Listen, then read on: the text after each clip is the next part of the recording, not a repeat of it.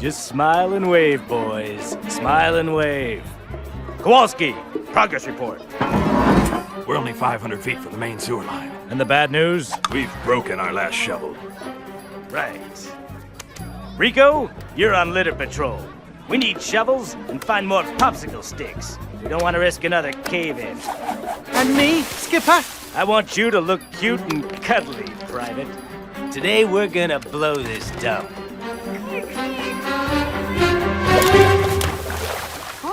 Actually, Skipper, today we're going to be learning about retouching tools in Photoshop. Specifically, we'll look at the clone stamp, the spot healing brush tool, the healing brush tool, and the patch tool, and we're going to use this beautiful lady to do it. So make sure that we click our download option. And this lady is a JPEG. So if we were to just click and open a JPEG, it's going to open in our Windows photo viewing. So instead, we need to go into Photoshop. We need to choose open, and then any downloads automatically go to downloads. So we're going to click on the downloads button. We'll grab the retouching tool starting picture. And remember, the very first thing we should do is a file, save as. And we are always going to save as to our flash drive, into our graphic design, and into the correct unit folder. And this time I'm going to go ahead, I'm going to change the word start here to my name, and I'm going to click save and OK.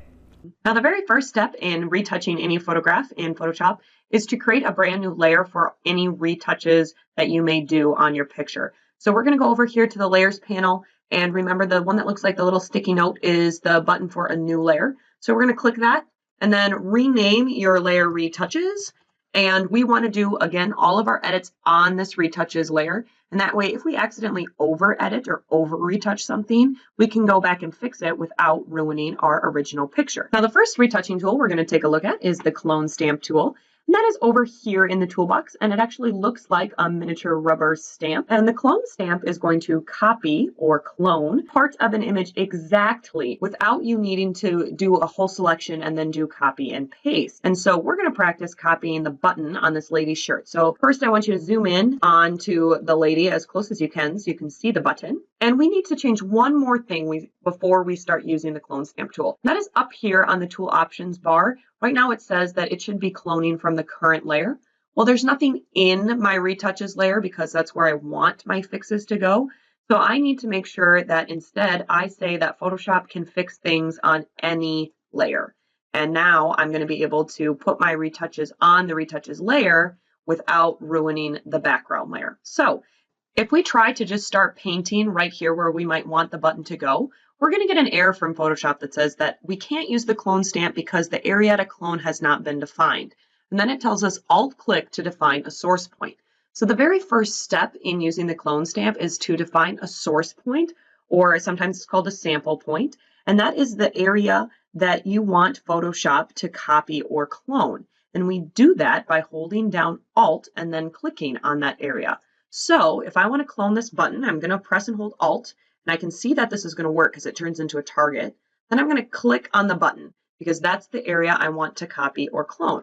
Now, if I go up here, I do see in my brush, and it's kind of hard to see because it's white, but inside my brush is a sample of what the area would be cloning. If I moved it over to the black, I see that it's going to be cloning and it's going to look like that white spot. So if I want to add another button up here, I'm going to start painting, and you're going to see that as I paint, there's a crosshair following below, and that's showing exactly what I'm copying, and it is doing a direct copy of that button below. So if I started painting all the way over here, all of a sudden I'm directly copying the black because that's where my crosshair is. So the cool thing about doing my retouches on their own layer is that if I accidentally did get too much of that black, I can just hop over to the eraser tool. I can erase the part of the retouch that I don't like, or I could turn on and off that retouch that I just did. The next tool that we're going to take a look at in terms of retouching is what's called the spot healing brush tool. And that looks like this little band-aid over here in our toolbox. And we're going to use the spot healing brush tool to fix very small blemishes like freckles or wrinkles or sometimes pimples. And it is my favorite retouching tool because it's super easy to use. Unlike the clone stamp, we do not need to use the Alt key to set a sample point. However, we do need to do that same step we did with the clone stamp in terms of sampling all layers. So we can put our edits on our retouches layer. So make sure that on your tool options bar up here at the top, you have sample all layers checked. Otherwise, it's not going to let you fix anything on your background layer. So it's super easy, like I said, to use the spot healing brush tool. The first step is just to make sure that if you're fixing this maybe little spot here, you want to make your brush as big as the size of the spot or as close to the size of the spot as possible. And then all you do is click and paint over that spot. Now, wherever you see black, that's what Photoshop is going to fix. And when I let go, it has blended the area around that spot to remove the spot or the blemish. So I can just click over it. And again, it's really best to try to get the spot as close as possible to the size of your brush, because if you're working on maybe removing big spots and you sit here and paint big, huge chunks, it's going to start to look a little weird sometimes.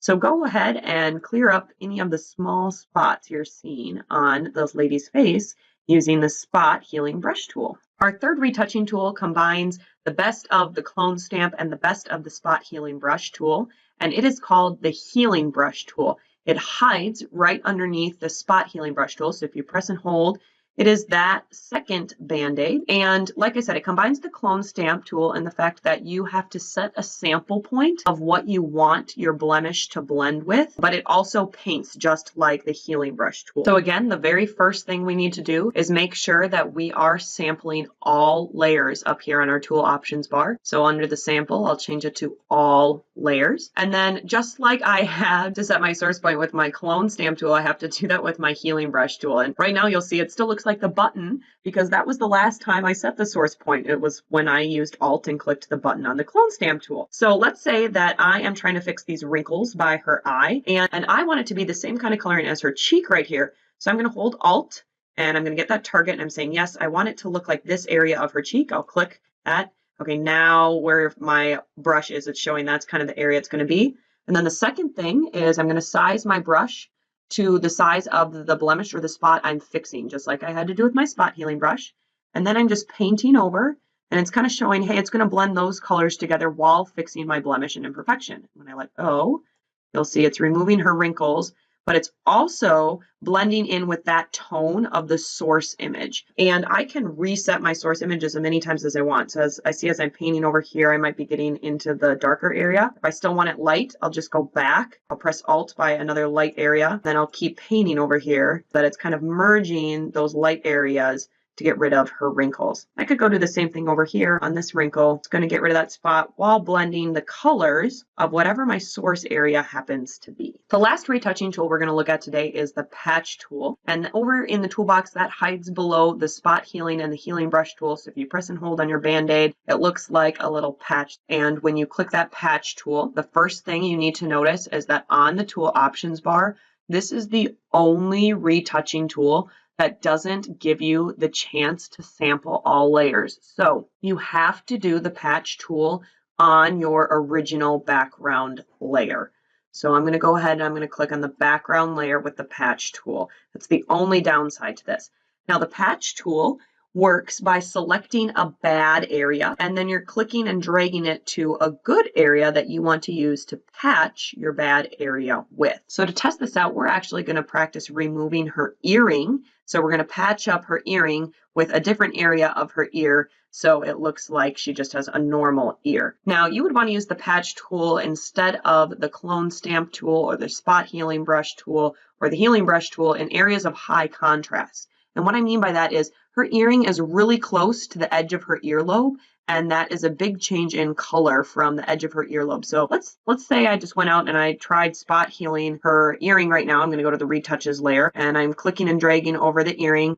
Notice how it created that weird black spot. It's because it was trying to blend it with all the colors next to it, and this happens to be a dark color next to the earring. So what I'm going to do is I'm going to use my eraser. Since I'm on my retouches, I'm going to erase the example that I just tried to do. I'm going to go back to the patch tool, and again, it sadly doesn't let you do this on its own layer. So I have to patch from the background layer, and I'm going to just draw my selection around the bad part, or in this case, the earring. And whatever I have selected is considered my source. And I'm going to click it and drag it to a good part of the picture. And it's going to show a preview in my selected area saying, this is what I'm going to merge or patch that selection with.